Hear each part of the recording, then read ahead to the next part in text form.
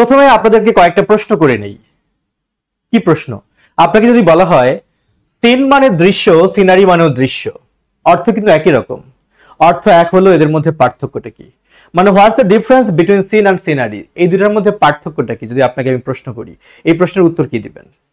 কিংবা আপনাকে যদি প্রশ্ন করা হয় ফার্নিচার মানে তো আসবাবপত্র, আমরা জানি ফার্নিচার আনকাউন্টেবল নাউন, কিন্তু আসলে তো আমরা আসবাবপত্র গুনতে পারি, তাহলে কেন এটাকে আনকাউন্টেবল নাউন বলা হয়? ভেবেছেন কখনো? খেয়াল করবেন, স্ট্রিট মানে রাস্তা, রোড মানে রাস্তা, আসলে স্ট্রিট আর রোডের মধ্যে পার্থক্যটা কি? আমরা কখন স্ট্রিট আর কখন রোড ব্যবহার করব? দুইটাই নাউন, দুইটারই অর্থ রাস্তা, বাট এর মধ্যে পার্থক্যটা কি? আবার যদি প্রশ্ন করা হয় ক্লোথ মানেও কাপড়, ক্লোথস মানেও কাপড়, এর মধ্যে পার্থক্যটা কি? কি বলবেন? তার মানে আমরা যেটা বুঝলাম, ইংলিশ গ্রামার মানে শুধু রুলস মুখস্থ করা নয়, বরং গ্রামার বলতে যা বুঝাবে সেটি হলো রুলস গুলো বুঝে বুঝে ভাষায় প্রয়োগ করা। রুলস মুখস্থ করা যাবে না, বরং বুঝে বুঝে ভাষায় প্রয়োগ করতে হবে। এখন অনেকেরই প্রশ্ন হলো, কিন্তু সেটা কিভাবে আমি করব? রুলস মুখস্থ করব না, রুলস যে বুঝবো, বুঝে আমি ভাষায় প্রয়োগ করব, সেটা কিভাবে আমরা করব? সেটা আমরা বুঝবো। আমরা চলেন এখানে একটা আলোচনার মধ্য দিয়ে জেনে নেই যে আসলে কিভাবে গ্রামারটা সহজে উপলব্ধি করা সম্ভব। খেয়াল করেন, সিন বাংলা অর্থ কি? দৃশ্য। সিনারি বাংলা অর্থ কি? দৃশ্য। ফাইন। আপনাকে যদি চমৎকার ভাবে বুঝিয়ে দেওয়া হয়, এখানে আপনি কি দেখতে পাচ্ছেন? দারুণ একটা দৃশ্য দেখতে পাচ্ছেন না? প্রাকৃতিক দৃশ্য, ঠিক কি না? এই যে প্রাকৃতিক দৃশ্যের একটা সাধারণ উপস্থিতি, এটাকে বলা হয় সিনারি। এই সার্বিক উপস্থিতিটাকে বলা হয় কি? সিনারি। তাহলে সিনারি হচ্ছে প্রাকৃতিক দৃশ্যের সাধারণ উপস্থিতি, এবং এটি একটি আনকাউন্টেবল নাউন বা অ্যাবস্ট্রাক্ট নাউন। তাহলে আমরা কি বুঝলাম?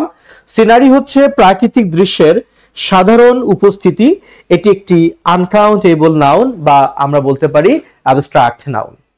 আমাদের 0 থেকে ইংলিশ গ্রামার কোর্সের যে আমরা কোর্সটি শুরু করতে যাচ্ছি, এই কোর্সের শুরুতে আমরা 4টি বোনাস ক্লাস দিব।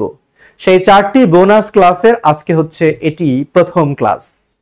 আরো 3টি বোনাস ক্লাস পাবেন। এরপরে আমরা যে ক্লাসগুলো নিব সেগুলোকে আমরা কাউন্ট করব, মানে আমরা মোট 100টা লেকচার নিব, কিন্তু প্রথম 4টি যে লেসন থাকবে এগুলোকে আমরা কাউন্ট করব না। তাহলে যেটা বলেছিলাম, সিনারি হচ্ছে প্রাকৃতিক দৃশ্যের সাধারণ উপস্থিতি, এটি একটি অ্যাবস্ট্রাক্ট নাউন বা আনকাউন্টেবল নাউন। আর অন্যদিকে সিন, সিন মানে দৃশ্য। সিন বলতে কি বোঝায়? সিন হচ্ছে একটা ছবি, একটা চিত্র। তাহলে এই যে পুরো প্রাকৃতিক দৃশ্যের সাধারণ উপস্থিতি, এটাকে বলা হয় সিনারি। আর এর ভেতরে আপনি একটা পাহাড় দেখতে পাচ্ছেন, একটা পালতোলা নৌকা দেখতে পাচ্ছেন, একটি ঝর্ণা দেখতে পাচ্ছেন, একটি গাছ দেখতে পাচ্ছেন, একটি নদী দেখতে পাচ্ছেন বা লেক দেখতে পাচ্ছেন। এগুলো প্রত্যেকটা একটা করে সিন। যেমন এই ঝর্ণাটাই ফাউন্টেন, এটা সিন। এরপর এই যে নৌকা, এটা একটা কি? সিন। আর এই প্রাকৃতিক দৃশ্যের পুরো সাধারণ উপস্থিতিকে বলা হয় কি? সিনারি। কি তার মানে কি শুধু শব্দের অর্থ মুখস্থ করলেই হয়ে যাবে? না, অর্থ আপনি সার্চ করেন, সিন মানে দৃশ্য, সিনারি মানে দৃশ্য, বাট পার্থক্যটা কি বুঝলাম কিন্তু আমরা। আপনি সহজেই বুঝলেন যে সিন হচ্ছে একটা চিত্র বা একটা ছবি, আর সিনারি হচ্ছে পুরো প্রাকৃতিক দৃশ্যের একটা সাধারণ উপস্থিতি। তাহলে এই ছিল সিন আর সিনারির মধ্যে একটা কি পার্থক্য। তাহলে আমি যে কয়েকটা প্রশ্ন করেছিলাম তার একটা সমাধান করে দিলাম। এবার আসি ফার্নিচার। আমরা বলি ফার্নিচার মানে আসবাবপত্র। এখন অনেকের বিষয় হলো, অনেকে জানতে চায়, আচ্ছা ফার্নিচার মানে আসবাবপত্র, আসবাবপত্র তো গণনা করা যায়, তাহলে কেন ফার্নিচারকে আনকাউন্টেবল নাউন বলা হয়? এটা তো গণনা করা যায়, তাহলে এর নাম আনকাউন্টেবল নাউন কেন হয়? তাই না? প্রথম সত্যি কথা হলো ফার্নিচার আসলে একটি আনকাউন্টেবল নাউন।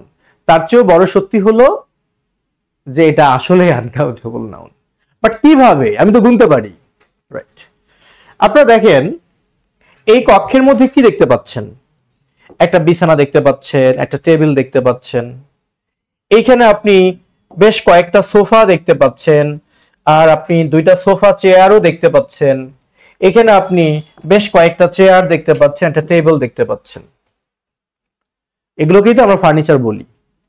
এখন আপনাকে যদি আমি বলি যে এই কক্ষের মধ্যে কয়টা ফার্নিচার আছে গুনেন তো, আপনি কি বলবেন একটা ফার্নিচার, দুইটা ফার্নিচার, তিনটা ফার্নিচার, চারটা ফার্নিচার? গুনবেন এভাবে? কখনোই গুনবেন না।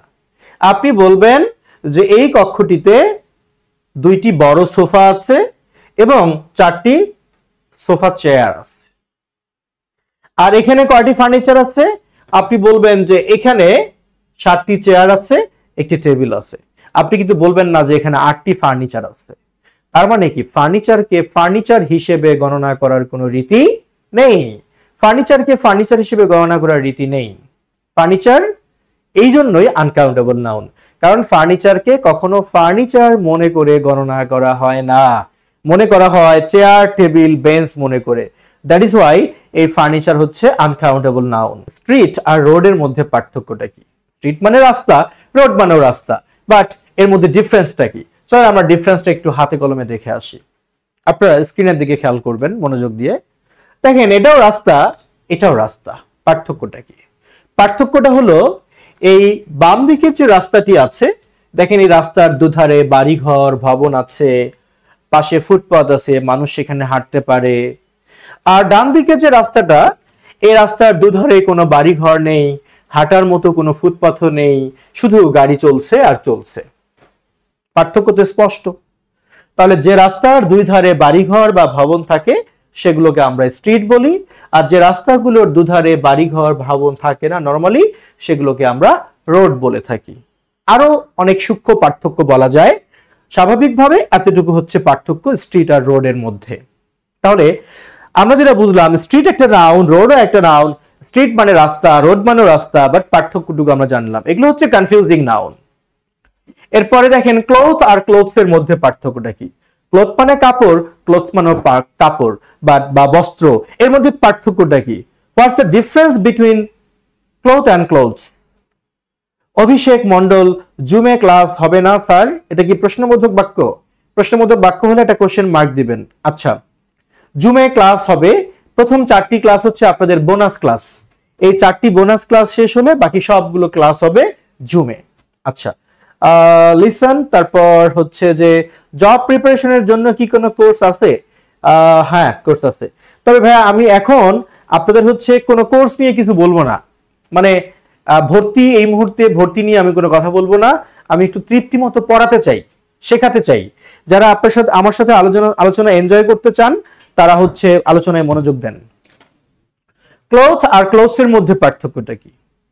চলেন আমরা পার্থক্যটা দেখে আসি। Cloth versus clothes. সহজ করে যদি বলি, আপনারা দেখেন এখানে কতগুলো রোল দেখতে পাচ্ছেন। একটা সুতার রোল আছে, একটা কাপড়ের রোল আছে। এই যে তৈরি করার আগে যে থান কাপড়গুলো, র ফেব্রিক, এই র ফেব্রিককে বলা হয় ক্লথ। আর যখন সেই ফেব্রিক দিয়ে তৈরি করা হয়ে গেল এরকম জামা কাপড়, এগুলোকে বলা হয় ক্লথস। তাহলে ক্লথ আর ক্লথস এর মধ্যে পার্থক্যটা আমরা কি জানলাম? যে ক্লথ হচ্ছে এরকম থান কাপড়, এটা হচ্ছে একটা আনকাউন্টেবল নাউন, এটা হলো আনকাউন্টেবল নাউন। আর ক্লথস হচ্ছে কাপড় চোপড়, মানে তৈরি করা কাপড় চোপড়কে আমরা বলতে পারি ক্লথস, যা হচ্ছে একটি কাউন্টেবল নাউন এবং কমন নাউন। তাহলে ক্লথ এবং ক্লথস এর মধ্যে আমরা পার্থক্যটা কিন্তু বুঝে গেলাম।